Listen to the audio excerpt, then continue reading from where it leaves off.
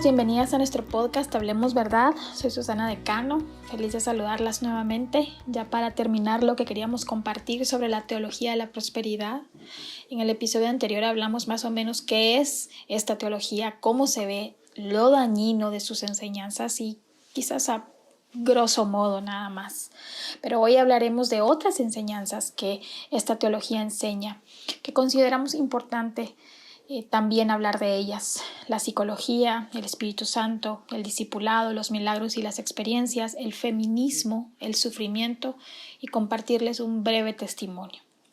Así que solo recordemos que la teología de la prosperidad enseña que nuestras obras, que incluyen dinero, servir y servir, es una condición para recibir lo bueno de Dios. Enseñan con mensajes motivacionales sin filtro, mezclando a que el hombre se sienta mejor consigo mismo, como una madre consentidora que en vez de disciplinar a sus hijos para que crezcan, los mima y da todo lo que quieren para que sean dependientes de ella y no crezcan en dependencia del Dios que proclaman. Su ofrenda y el acto de hacerlo es lo que mueve a Dios, según ellos, a darnos algo que Él ya ha prometido. O sea, no es Cristo y su obra que nos justificó y está santificándonos por el poder de su Espíritu. De esto no hablan. Entonces, brevemente, y como todo, lee tu Biblia y todo lo que escuches, pásale el filtro de la palabra de Dios. En la psicología mezclan estas ideas psicológicas para el cambio o incluso para sostener tu vida, para vivir. Como que la psicología pudiera entender al hombre, su alma y su voluntad. Eso solo le compete a Dios, su creador. Este es el conflicto con el cristianismo. Yo estudié psicología antes de conocer al Señor, por eso sé lo que te estoy diciendo. Un hombre no puede ayudar verdaderamente al hombre en saber y diagnosticar completamente el mal de este hombre y que encuentre libertad si quien lo está ayudando no ha pasado por Génesis 3 y la razón del pecado y lo que esto significa en la vida de todo ser humano. Entonces hay condenación porque no haces, das, tienes muchos problemas, quizás tienes un demonio, ¿verdad? También lo mezclan, o saber qué gran pecado, porque ahí sí lo mencionan, ¿verdad? Que hasta que no tengan una limpia, o sea, una experiencia mística de que salga un espíritu inmundo de ti, no vas a poder avanzar. Yo me pregunto, ¿qué es la cruz para ellos? ¿Qué hizo Cristo entonces? ¿Acaso no fue suficiente? ¿Acaso su obra fue incompleta? ¿Que necesitamos que filosofías de hombre le digan al hombre cómo deben vivir en la rectitud delante de Dios? Porque te estoy hablando de la psicología cristiana, la que mezclan todos los procesos de cambio o todas las herramientas que usa la psicología para hacer una introspección en el corazón del hombre, cuando la Biblia no enseña que esa introspección del hombre es la que da la razón de cómo es el hombre. Al contrario, es ese pecado la única razón por la que el hombre no puede adorar, alabar, conocer a Dios completamente. Y podría decirles mucho acerca de esto, pero quiero que lo dejen en mente, porque la psicología pone al hombre en el centro. Entonces de ahí salen todos esos mensajes motivacionales de que tú puedes, usando Filipenses 4:13 fuera de contexto, diciendo que Dios es amor, que tú eres su princesa, que tú eres esa creación amada, que tú eres la corona, diciendo muchos de estos versículos, quizás algunos y otros no, para decir que tú eres la razón de Dios, cuando la Biblia no enseña eso. Y estas son enseñanzas psicológicas.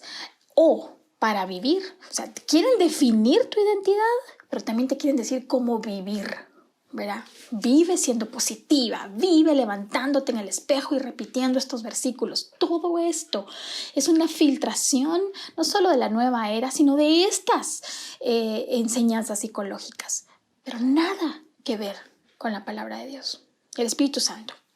La centralidad del yo, ¿verdad? Tú eres, Dios te quiere dar, Dios ya te dio a Cristo Para ellos, la Biblia no es autoridad ni suficiente, sino que las experiencias, visiones atribuidas ¿a quién? Al Espíritu Santo.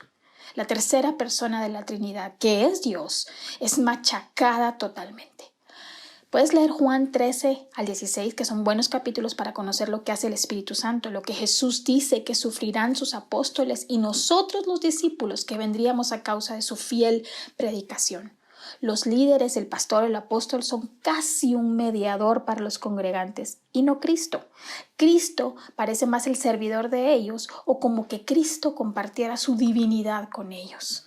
Pero lo que hacen es atribuirle al Espíritu Santo, ¿verdad?, todo lo que puedes sentir, lo que puedes experimentar, ese fluir de lo que tus sentimientos y emociones y tus imaginaciones puedan estar pensando, se las atribuyen al Espíritu Santo para poder sacar versículos fuera de contexto o simplemente para decir Dios hace como quiere.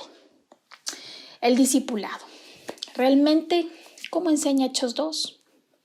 Te pido que lo leas cuando puedas. Pero ahí enseñan que es vivir juntos como un cuerpo, una familia, a través de compartir nuestros bienes, casas, nuestro tiempo. Esto es hospitalidad, que casi no se enseña en este tiempo. A perseverar en la doctrina de los apóstoles, tomar la Santa Cena, bautizarnos, pero vivir constantemente en ayudarnos a ser como Cristo mediante la confesión y el arrepentimiento. En la teología de la prosperidad lo que hay es un privilegio de ascensión, ¿verdad? El ser líder de un grupo o es como una señal de bendición, lo cual en un sentido sí es porque quizás has crecido en tu conocimiento y esos son tus dones, pero no necesariamente para recibir algo o prevenirte de algo. Es una gran responsabilidad. No niego que Dios usa estos grupos en casa. Incluso estar expuesta a la teología de la prosperidad como yo lo estuve, es un medio que Dios usa para buscarlo verdaderamente, ¿verdad? Y crecer en él. Y también han sido medios de evangelización. Pero las dudas son, ¿cuál es el modelo que estamos replicando en estos grupos de casas? ¿Qué enseñamos como discipulado? ¿Es un proyecto? ¿O cómo lo vemos? Si es que lo realizan, ¿verdad? O el 1 a 1, o esas pequeñas amistades que se van creando, ¿en función de qué? ¿De ser como Cristo? ¿O en función simplemente de pertenecer a un lugar? ¿Qué enseñamos a las mujeres que enseñan a las más jóvenes? Yo nunca escuché de este versículo. Yo nunca tuve eso, yo nunca vi eso, yo nunca fui llamada a modelar el evangelio a otras más jóvenes. Lo único que tenía que hacer era ver que Dios tenía para mí, mi familia y mi llamado. Los milagros. El énfasis en los milagros, experiencias y vivir cosas sobrenaturales. Recuerdo cuando me decían, tipo el pensamiento positivo, lo que desees, eso vas a atraer, ¿verdad? Pero ellas decían, lo que le pidas a Dios, si lo declaras, vendrá. Si lo crees, vendrá. Utilizando el famoso versículo o muchos de ellos, todo lo que le pidas a Dios en el nombre de Jesús, Él te lo dará. Pero pareciera que ellas ponen, Él tiene la obligación de dártelo. Solo ese versículo sin tomar en cuenta al menos el versículo anterior el contexto de Mateo 21-22, que es donde lo encontramos, ¿verdad? La falta de fe de los discípulos no se debe en estos contextos de estos versículos a que carezcan de confianza o a que no esperen un buen resultado, pues ellos estaban aparentemente angustiados y sorprendidos. No olvidemos el contexto en el cual estos versículos fueron escritos. Su expectativa no se basa correctamente en dependencia de Dios. Un pequeño grano, también han dicho, ¿verdad?, de verdadera fe basada en la sumisión a Dios es efectiva. Y el énfasis está en no dudar, no en lo que se obtendrá, ojo, porque nosotras en Cristo ya tenemos todo lo que necesitamos. Cuando decimos que declaramos sobre algo para que pase, estamos en el lugar del Dios soberano. La libertad de la duda surge de la confianza en el poder ilimitado de Dios y en el conocimiento de que nuestra petición se está alineando con la voluntad de Dios, la cual no es algo místico, es algo escrito, que es su palabra. Tal fe recibe lo que pide, porque está confiando en Dios, no en arrogancia, sino en sumisión a su voluntad prescriptiva, su voluntad ya escrita y determinada por Él según quien es Él en toda su palabra. Cuando dicen, Dios quiere que estés bien, que tengas éxito, que ya no sufras, que seas grande, que tu ministerio crezca. Yo pregunto, porque me hice esas preguntas, ¿con qué versículos sustentan esto? ¿Dónde en la Biblia dice o asegura esto? Mira, la Biblia nos dice que el Espíritu Santo es Dios. Como lo dijimos, esa tercera persona no es algo etéreo, es real y hace una obra específica. Entonces no podemos atribuirle a todas estas experiencias, a todos estos milagros que yo escuchaba mucho, ¿verdad? Si no tienes gasolina, ora y decreta que esa bomba de gasolina se va a llenar en el nombre de Jesús. Que si tu esposo no le pagaron ese día, declara que algo sobrenatural pasa y viene ese sueldo. Y cuando sucede, atribuimos y seguimos permeadas de esas declaraciones, pero no hemos aprendido a sufrir el que ese día no le pagaron y no vamos a poder hacer ciertas cosas y no ejercitamos la verdadera fe de crecer en el Señor y de crecer en dependencia de que su soberana voluntad está actuando en bien de nosotros y de nuestro carácter a Cristo.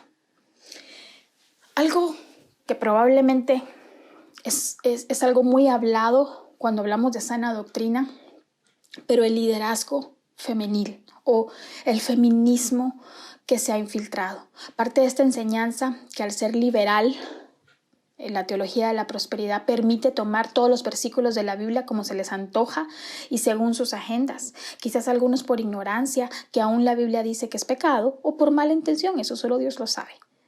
Pero el feminismo, cuando no enseñan de la belleza de la sujeción que Dios sí ha mandado, cuando la excusan con la cultura o con cómo es tu esposo, porque no es cristiano o porque quizás un demonio lo tiene o por las maldiciones generacionales, por todo esto que enseña, ¿verdad? Pero la Biblia está por sobre la cultura. Ser ayuda idónea lo ven como algo simplista de bajo nivel o de estorbo para cumplir sus sueños o para aquellas mujeres que no tienen tantos dones, ¿verdad? Que están en sus casas. Las feministas del mundo están peleando por sus derechos a su manera, no por un valor o dignidad a la manera de Dios. Están peleando por dejarlas hacer como quieran, ser independientes, como Eva en Génesis 3, porque esto les parece justo. Y mira, la teología de la prosperidad, al permitir entrar cualquier enseñanza, porque dicen, el Espíritu hace como quiere, dejémoslo fluir, Él nos dice qué hacer, o yo siento esto, o yo creo que esto es lo que Dios me está diciendo, porque muchas mujeres me buscan, porque tengo estos dones, lo hacen a costas de lo que dice la Biblia. Buscan derechos de hacer y buscan su identidad en sus deseos, sentimientos y gustos pecaminosos. Algunas son más vistosas que otras. El Dios de la Biblia fue el primero en abogar por ellas, por nosotras, las mujeres, antes que cualquiera. Primero porque les concede a Cristo como a todo hijo y en su ley externamente le concede salvación. Daba tierra a las mujeres, velaba por su seguridad. La ley lo dice, lo cual Cristo cumplió. Por tanto, es vigente. Es vigente que en Cristo está cumplido para nosotras. Que las mujeres seamos dignificadas, valoradas en nuestro llamado, si somos madres, si somos esposas, si somos o solo somos solteras por el momento, o ese es el llamado que Dios tiene para nuestra vida. Y que todas nosotras somos parte de la construcción del cuerpo de Cristo, con lo que Él nos provee y nos da. Y esto lo hacía Dios en aquel tiempo y lo hace hoy porque somos parte de su pueblo. El Señor las protegía cuando estaban en menstruación, las protegía de la infidelidad, las protegía de quedarse viudas. Dios siempre las atendió y en su ley quedó escrito esas condenaciones al hombre por infidelidad, por hacer harems con ellas, por tratarlas injustamente. El pecado del hombre es el problema y el pecado del hombre arruinó todo esto. Pero Dios siempre cuidó y guardó a las que eran suyas. La teología de la prosperidad, permeada por todo esto, impulsa a que las mujeres encuentren sus llamados y propósito en ser profetas, pastoras y, he escuchado, apóstolas. Pues claro, los hombres también lo son. Si ellas sienten o creen que tienen el llamado de pastoras, aun si sus esposos no lo tienen, entonces no importa, tú ejércelo. Ejerce este pastorado, porque entonces sí, hay que obedecer a Dios más que a los hombres, pero no es a Dios, es a sus sentimientos. Lo que te quiero decir es que minimizaron la importancia de la mujer y la redención que Cristo trajo para ellas, poner su valor en cómo ser usadas y personifican. ¿Y sabes qué es lo más triste? Mientras sus casas están deshabitadas del evangelio que predican. Esta relevancia al liderazgo de la mujer se remonta a este movimiento, sacando versículos fuera de contexto. ¿Por qué no escuchamos explícitamente o leemos más bien pastora y apóstola en la Biblia, si esto fuese de verdad la voluntad de Dios para las mujeres? No hablaremos de los versículos habituales de Corintios o Timoteo sobre que no permite a la mujer que enseñe al hombre, aunque son relevantes para deshacer la mentira del pastorado de la mujer. Aun si alguna ha sido bendecida por alguna predicación de ellas, eso no es lo que determina si esto es bíblico o no necesariamente. Porque personas no cristianas Dios las puede usar para bendecirnos, como lo vemos en la Biblia también. Sino que Dios dice que esto no es así y que no sea así dentro de nuestras iglesias. No hayamos un versículo que lo diga así, pero sí hayamos 1 Timoteo 3. Claramente dice los requisitos para los pastores.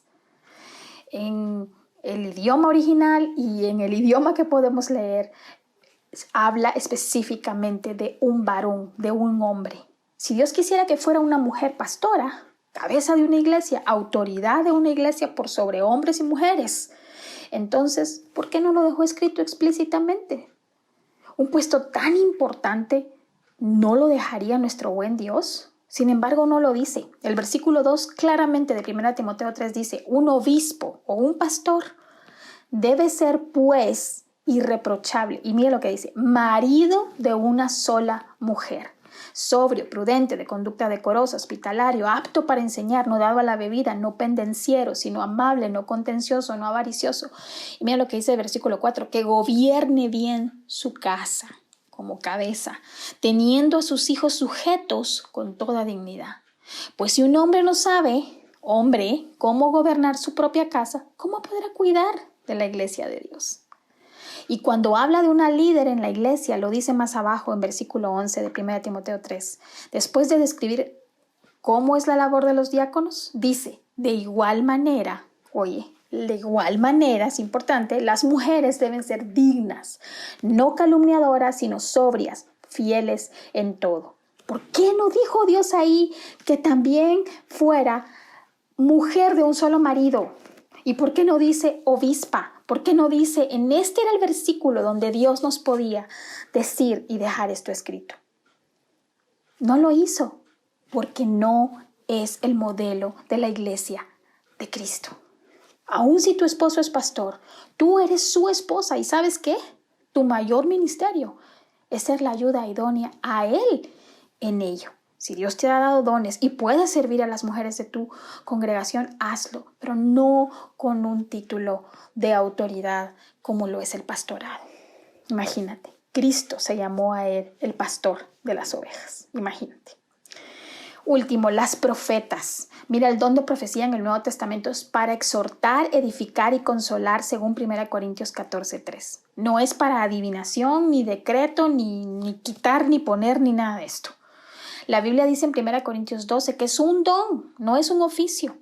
Y el oficio de profeta al estilo Antiguo Testamento no sigue más, porque la Biblia ya está cerrada. Nada que agregar a la palabra, no está vigente, porque el mayor profeta, Jesucristo, ya vino a cumplir toda la ley, toda la palabra, todas las promesas, todos sus planes. Hebreos 1, del 1 al 2 dice, Dios, habiendo hablado hace mucho tiempo, en muchas ocasiones y de muchas maneras, mira, hablando en el Antiguo Testamento, a los padres por los profetas, eso ya pasó. Versículo 2, en estos últimos días, estos los nuestros, nos ha hablado por su Hijo. ¿Por qué? Por su obra. a quien constituyó heredero de todas las cosas, por medio de quien hizo también el universo. Wow, estos versículos podríamos decir mucho.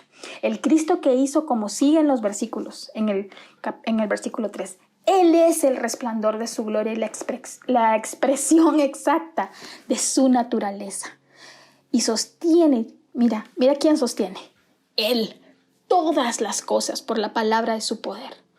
Después de llevar a cabo la purificación de los pecados, el Hijo se sentó a la diestra de la majestad en las alturas, siendo mucho mejor que los ángeles por cuanto ha heredado un nombre más excelente que ellos. Quiero gritar y decir amén. En estos 4 versículos está la Biblia resumida. Habló por los profetas en su tiempo para profetizar sobre el Hijo.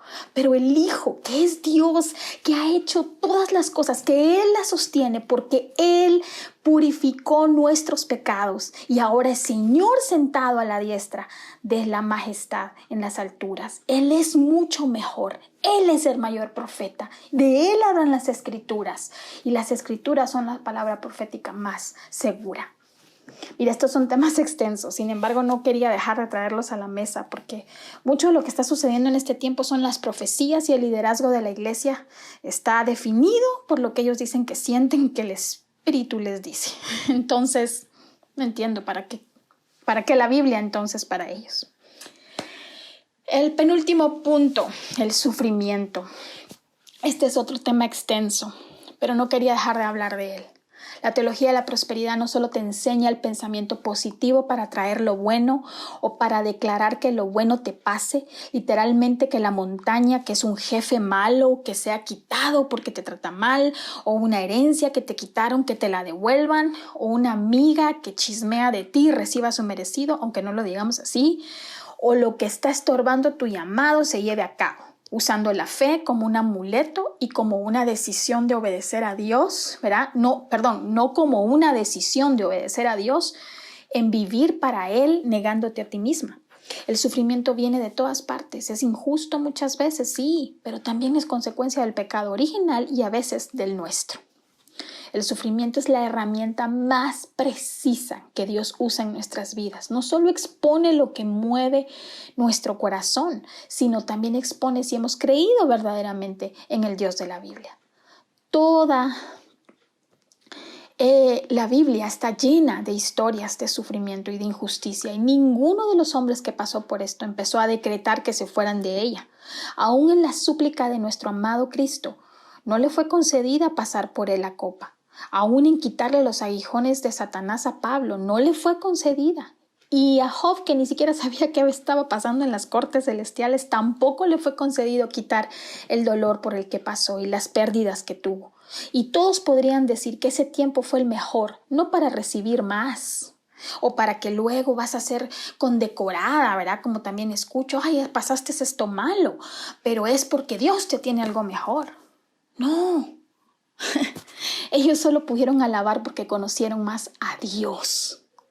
Y en el caso de Cristo, Él sufrió para que nosotras hoy podamos conocer, creer, amar a Dios. Sufrir no es algo que recibamos con alegría, por supuesto que no somos masoquistas, somos humanas aún. Pero el Evangelio debiese redefinir cómo respondemos y vemos nuestras tribulaciones. La teología de la prosperidad prácticamente te quiere hacer inmune a la herramienta de Dios para que vivas en santidad y obediencia.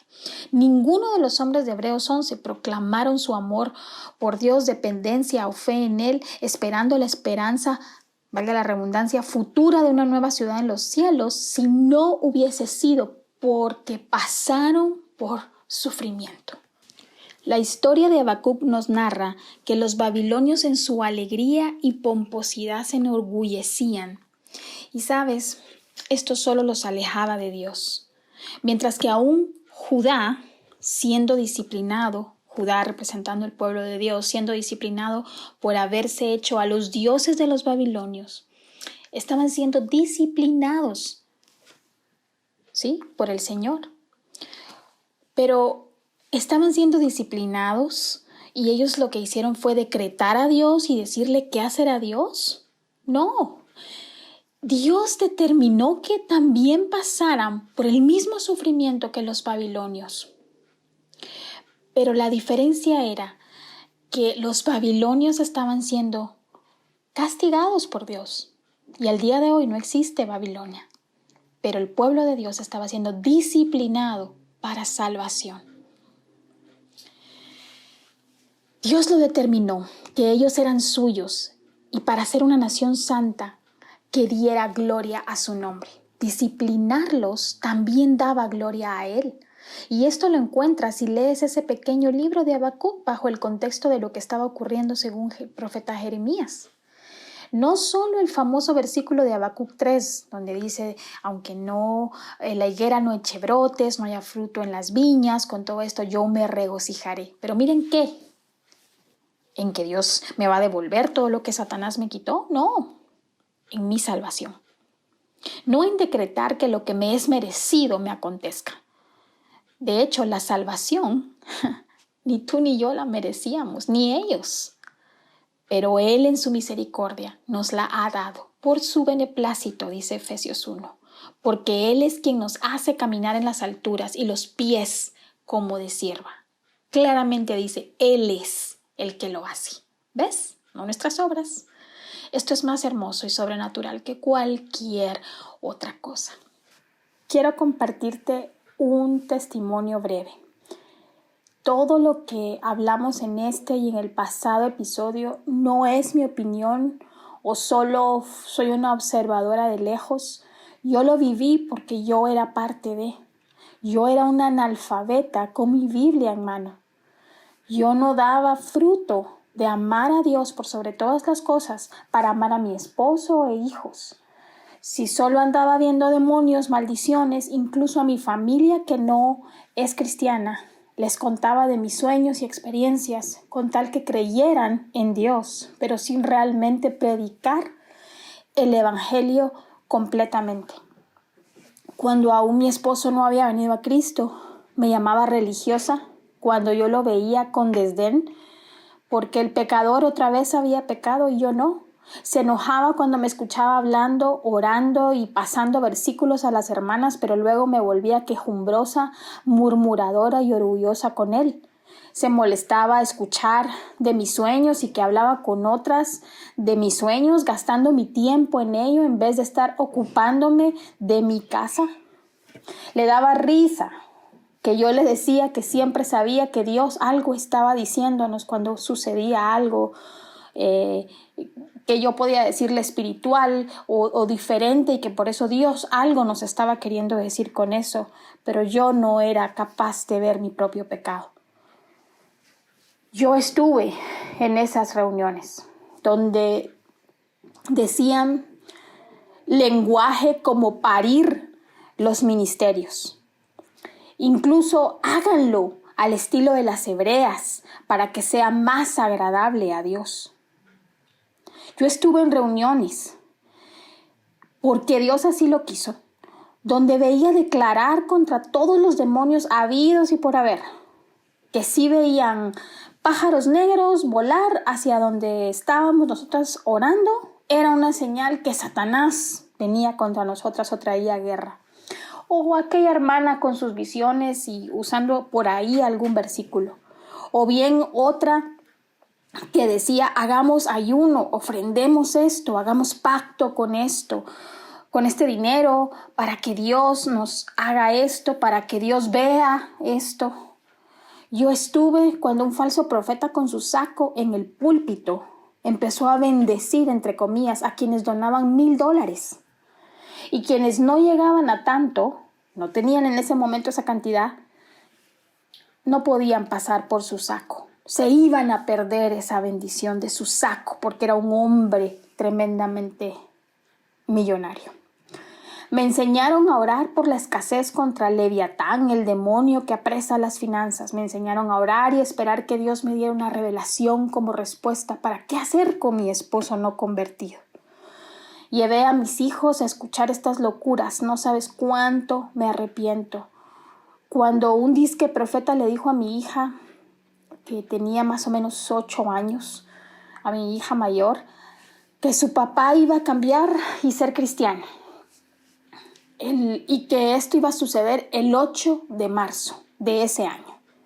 ¿Y sabes qué? No pasó. No sabes cuánto mi hija lloró.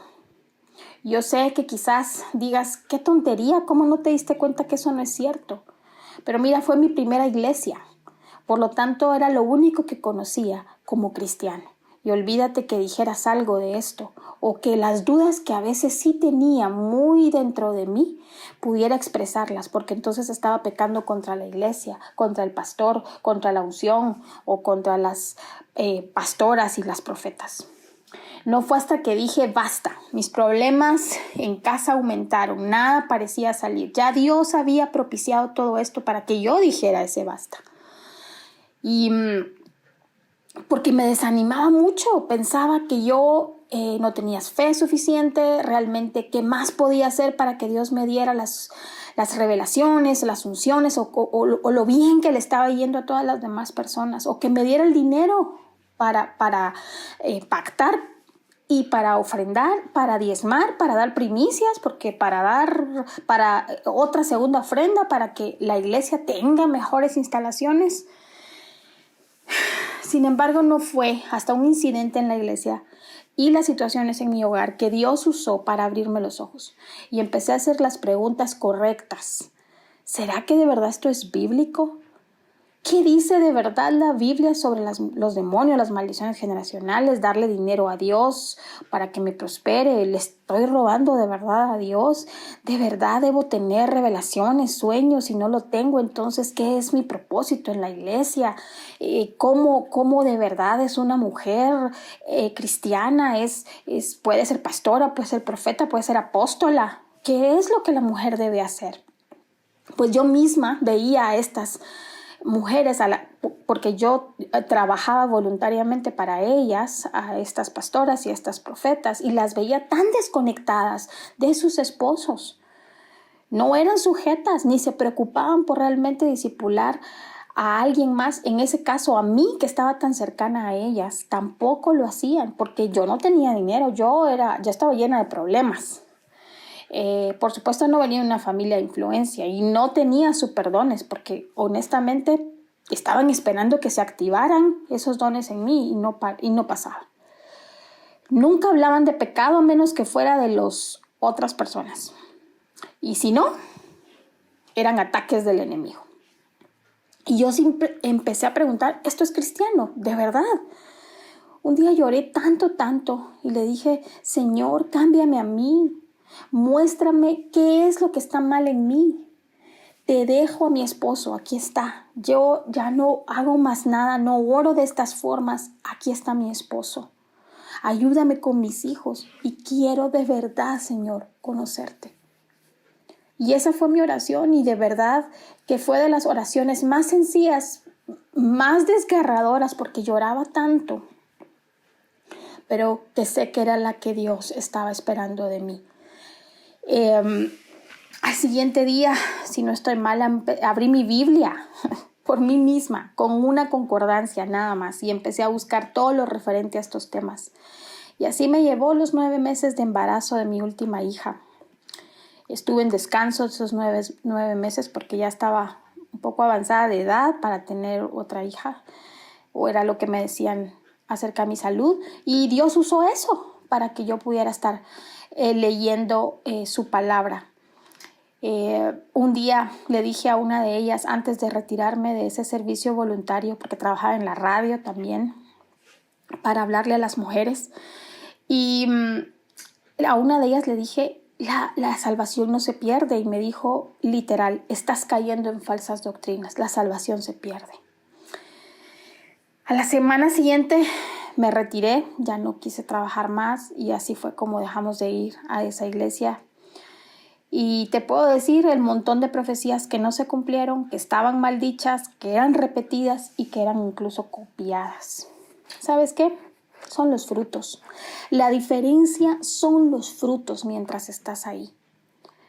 ¿Son tus esfuerzos o sea, tus obras, tus pactos? Moralismo, querida hermana. Si son tus experiencias, misticismo. si es tu bienestar y que los demás estén bien y colaboren para tu gloria y avances en el reino de Dios y que ya viene tu tiempo mejor, ya pasas a otra dimensión y Dios quiere darte más y más y más, a manera de que tú seas la que te lleves la gloria, humanismo. Si es dejar que el Espíritu Santo fluya y haga como Él quiere, aunque contradiga la palabra, es liberalismo. Hacer a Dios al hombre y no el hombre a Dios es parte del reduccionismo. Dividir tu vida religiosa de las cosas ordinarias y decir esto es más religioso, esto es más sagrado que lo otro, dualismo.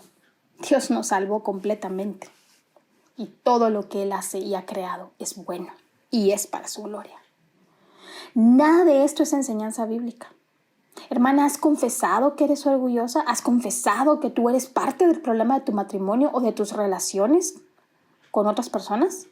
¿Amas de verdad tu iglesia local? ¿Te congregas? ¿Te comprometes a servir en discipulado para que otras crezcan en el conocimiento de la palabra? ¿Puedes defender la palabra de Dios? ¿Puedes defender por qué Dios existe? ¿Por qué Dios es Dios? ¿Por qué Cristo vino? ¿Por qué fue necesario? ¿Qué es lo que pasa en el proceso de cambio de todas nosotras, cristianas, hijas de Dios? ¿Cómo debe verse una mujer? ¿Por qué no se debe ver de esta forma? ¿Por qué no puede hacer estas cosas? ¿Por qué no cree que el feminismo sea parte de las enseñanzas bíblicas? ¿Podemos defender esto con la Biblia y con convicción? Porque si yo quería aprender la palabra, me estaba basando solo en la letra. Eso es lo que me decían cuando hacía preguntas, pero no en el Espíritu. Como que el Espíritu no inspiró la letra. Es una confusión. Pero a manera de conclusión, siendo santificadas, pero venciendo como Cristo venció, es en donde estamos ahora, esperando que Cristo regrese. Mira, Cristo es la promesa cumplida del Antiguo Testamento, profetizada desde Génesis 3:15. Él es quien nos rescató de la maldad de nuestro pecado para ser libres en obedecerle. Antes no podíamos, hoy sí.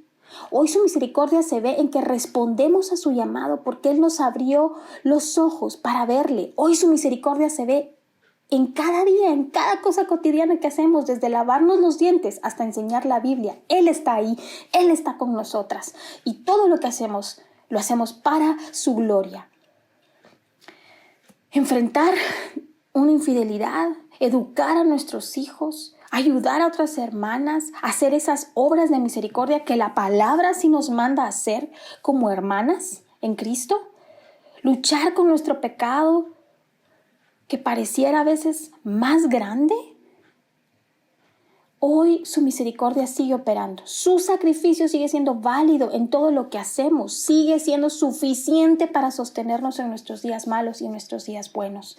El sufrimiento vendrá porque el sufrimiento en Cristo tiene propósito para hacerte como Él, que no te priven de esa herramienta que Dios usa para hacerte como Cristo. Romanos 8, del 28 al 29. Sí, el tronco, si la raíz sufrió, ¿cómo no sufrirán las ramas? Esta teología no da esperanza firme ni eterna. La esperanza está en un optimismo utópico engañoso, está en tus esfuerzos, en obras, en una mente liberal, pero contradice toda la doctrina bíblica, que es una iglesia local, en donde debiese enseñarse salvación por fe. Eres justificada. Esto es no hay ni una deuda pendiente con Dios. Eres aceptada e inocente delante de Él para siempre. Y ahora estás siendo santificada. Esto es que estás apartada para Él eternamente, pero que en este mundo estás siendo moldeada a Cristo con el propósito de alabarle, servirle, amarle y obedecerle. Para vivir en santidad, porque ya Él ha declarado que tú y yo somos santas. Estamos siendo transformadas del viejo hombre al nuevo hombre en Cristo. Efesios 4, del 20 al 23. Él te asegura que te glorificará juntamente con Él cuando sea todo consumado en el final de los días de su segunda venida. Romanos 8, del 18 al 24. Hebreos 10, del 32 al 39. Así que persevera en la esperanza de gloria que es Cristo, como dice Filipenses 1:29. La esperanza en Él es segura y firme, como dice Hebreos 6:19. Oro esto por ti. Si eres casada, o eres soltera, o eres viuda, proponte leer la palabra. Si tú eres de las que está en estas iglesias, no soy yo quien te dice qué hacer. Solo sí te puedo compartir esto para que Dios lo use en tu vida y te llame a leer su palabra. Eso, nada más. Porque la palabra bendita es la palabra profética más segura. Y esas palabras proféticas que van a empezar a venir ahorita, a final de año, de que Dios, este es el año de esto, este es el año de lo otro, esas palabras proféticas no determinan nada en tu vida, sino el Dios que te creó, que ya determinó tus días. Su palabra ya está escrita, la palabra profética más segura, inspirada por Él, que prevalecerá eternamente. Gracias porque hoy compartimos contigo este tema y meditar de su palabra contigo, querida hermana. Si te son de bendición estos audios, compártelos. Oro que sean de edificación y el amor por su palabra crezca cada vez más en ti como fruto que eres su hija, que ama su verdad y anhela ser una mujer que habla verdad, que es Jesucristo revelado en su palabra. Si quieres contactarnos o quieres saber más de lo que escribimos, estamos en Instagram y Facebook como Ella Habla Verdad o en nuestro website www.ellahablaverdad.com o puedes escribirnos a ellahablaverdad@gmail.com. Encontrarás también una serie que titulamos ¿Dónde está en la Biblia? U otra que tenemos que se llama ¿Y el contexto? Ahí puedes leer los diferentes posts que particularmente hablan en contra de estas enseñanzas y de otras. Así que gracias por escucharnos y gracias por tu tiempo. Dios te bendiga.